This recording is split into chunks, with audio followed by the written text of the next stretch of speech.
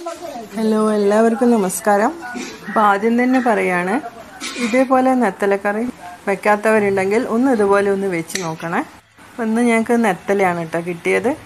ഞങ്ങൾ കോഴിക്കോട്ടുകാർ നെത്തല എന്നാണ് കേട്ടോ പറയുക. ഈ മീൻ നെത്തലതാ മുറിച്ച് നല്ലതായിട്ട് ഉപ്പിട്ടൊക്കെ കഴുകി വൃത്തിയാക്കി വെച്ചിട്ടുണ്ട്. ഇതിലേക്ക് ഞാൻ കുറച്ച് പുളി ഒഴിക്കുകയാണ്. നെത്തലയിലേക്ക് ഉപ്പ് ഇട്ടിട്ട് അതിൻ്റെ മേലേക്ക് പുളി പിഴിഞ്ഞ് ഒഴിക്കുക. വാളംപുളിയാണ്.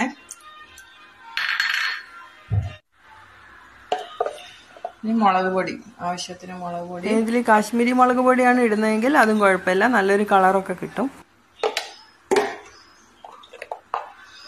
മഞ്ഞപ്പൊടി ഇടാണ്. കുറച്ചും കൂടെ വെള്ളം ഒഴിച്ചിട്ട് കൈ കൊണ്ടൊന്ന് നന്നായിട്ടൊന്ന് മിക്സ് ആക്കി കൊടുക്കും. ഇനി മീൻ മാത്രം എടുത്ത് വെക്കാനുള്ളതാണ്. ഇതിപ്പോൾ ഇടൂല മീന്.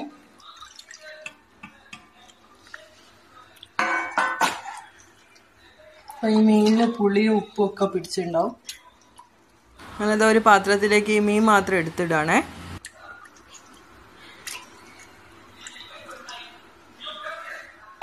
അതവിടേക്ക് മാറ്റി വെച്ചു.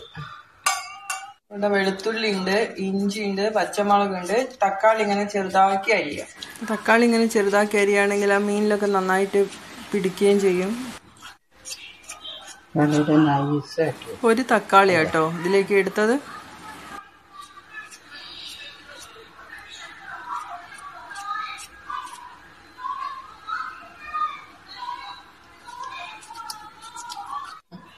ഇനി ഇതൊക്കെ അതിലേക്ക് ഇടുക, ഈ വെള്ളത്തിലേക്ക്.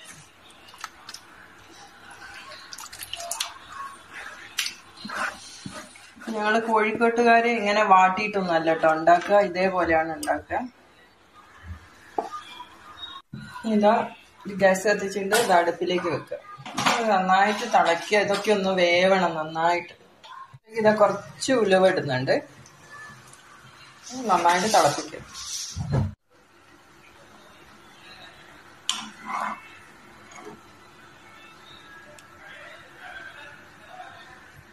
ഇനി ഇതിലേക്ക് ഇതാ നെത്തല ഇടുകയാണ്.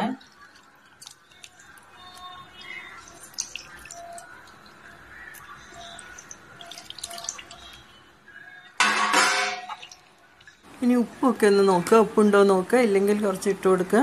അതൊക്കെ ചെയ്യാം. ഉപ്പ് നോക്കണ്ടേ. ഇനി ഇതൊന്ന് നന്നായിട്ട് തിളക്കട്ടെ കേട്ടോ, തള വരട്ടെ. നെത്തല വേഗം വേവുന്ന മീനാണല്ലോ. ഇതുപോലെ നെത്തലക്കറി മുളകിട്ടത് ഇത് ഉണ്ടാക്കി നോക്കാത്തവരുണ്ടെങ്കിൽ ഇതേപോലെ ഒന്ന് ഉണ്ടാക്കി നോക്കുക. അതൊക്കെ ഇഷ്ടമാകും. ഇത് നന്നായിട്ട് തിളയ്ക്കുന്ന വരെ കാത്തിരിക്കുക കേട്ടോ. നല്ലോണം തിളക്കട്ടെ. ഇത് നന്നായിട്ട് തിളച്ച് ഇതാ മീനൊക്കെ നന്നായി വെന്തുണ്ട് കേട്ടോ. ഇതിന് ശേഷം ഇതാ കറിവേപ്പില ഇട്ട് കൊടുക്കുകയാണേ. കറിവേപ്പിലയും കൂടി അങ്ങ് ഇട്ടപ്പോഴത്തേക്ക് നല്ലൊരു സ്മെല്ലൊക്കെ വരുന്നുണ്ട് കേട്ടോ.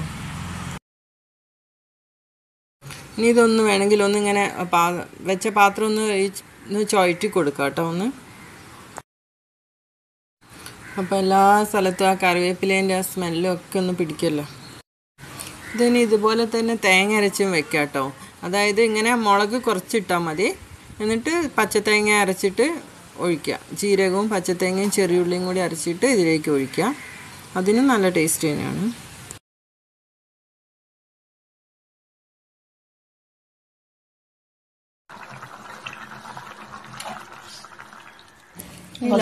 കുറച്ച് പച്ച വെളിച്ചെണ്ണ ഇതിൻ്റെ മേലെ ഒഴിച്ചു കൊടുക്കുകയാണേ.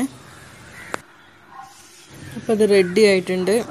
അങ്ങനെ കോഴിക്കോടൻ നെത്തലക്കറി റെഡിയായി. എല്ലാവരും ഉണ്ടാക്കി നോക്കുക, എല്ലാവർക്കും ഇഷ്ടപ്പെടും. ഇപ്പോൾ തെക്കൻ ജില്ലകളിലൊക്കെ എപ്പോഴും കൊടംപുളി ഇട്ടിട്ടൊക്കെയല്ലേ ഇതൊക്കെ വെക്കുക. അപ്പോൾ ഇനി ഈ വാളൻപുളി ഇട്ടിട്ട് ഇതുപോലെ ഒന്ന് വെച്ച് നോക്കുക. അപ്പോൾ ഇന്ന് ഞങ്ങൾക്ക് ഉച്ചയ്ക്ക് ചോറും പിന്നെ അതിൻ്റെ കൂടെ മോരുകറിയാണ് ഉള്ളത്. മോരുകറി എന്ന് പറഞ്ഞാൽ കറമൂസ ഇട്ട മോരുകറിയാണേ. കറമൂസ എന്ന് പറഞ്ഞാൽ പപ്പക്കായ.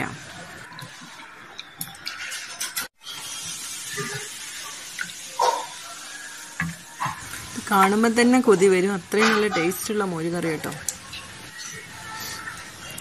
അപ്പോൾ അതൊരു പ്ലേറ്റിലേക്ക് ചോറ്, കുറച്ച് തോനെ മോരുകറിയൊക്കെ എനിക്ക് ഭയങ്കര ഇഷ്ടമാണ് കേട്ടോ. ഇതൊക്കെ നാട്ടിൽ വരുമ്പോൾ ഇങ്ങനെയൊക്കെ ടേസ്റ്റിൽ അമ്മ ഉണ്ടാക്കി തരുമ്പോൾ കൂട്ടാൻ പറ്റുന്നത്. അപ്പോൾ അതാ ഇനി ഇതിൻ്റെ സൈഡിലായിട്ട് ഇതാ നെത്തലക്കറി ഒഴിക്കണ്ടേ, മുളകിട്ട നെത്തലക്കറി. ഇതാണ് ഞങ്ങൾ ഉച്ചത്തെ ചോറും കറിയും.